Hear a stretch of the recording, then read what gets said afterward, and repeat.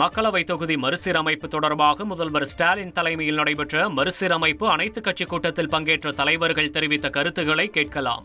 தற்போதுள்ள மொத்த மக்களவைத் தொகுதிகள் 543 என்பதை மாற்றாமல் ஒவ்வொரு மாநிலத்திலும் உள்ள மக்களவைத் தொகுதியின் சராசரி மக்கள் தொகை அடிப்படையில் மறுசீரமைப்பு செய்தால் எந்த மாநிலத்திற்கும் பாதிப்பு ஏற்படாது. முதல்வர் அவர்கள் இதை அத்துணை தென் மாநில முதலமைச்சர்களை நேரிலே சந்தித்து இது ஒரு அழுத்தம் தொடர்ந்து இதை சட்ட ரீதியாகவும் அரசு ரீதியாகவும் கொடுக்க வேண்டும் என்று எங்களுடைய பாட்டாளி கட்சியுடைய கருத்தாக நாங்கள் சொல்கின்றோம். எப்போதுமே பாராளுமன்ற உறுப்பினர்களின் எண்ணிக்கையில் எந்த மாற்றமும் கொண்டு வராமல் இருப்பதே ஜனநாயகத்தையும் கூட்டாட்சியையும் இந்தியாவின் பன்முகத்தன்மையும் காக்கும். தொகுதி மறுசீரமைப்பு தேவையற்றது.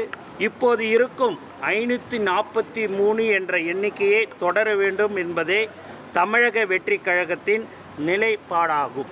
உங்கள் தந்தி ஒன் தொலைக்காட்சியில் தெனாலிராமன் தினமும் மாலை 6 மணிக்கு காண தவறாதீர்கள்.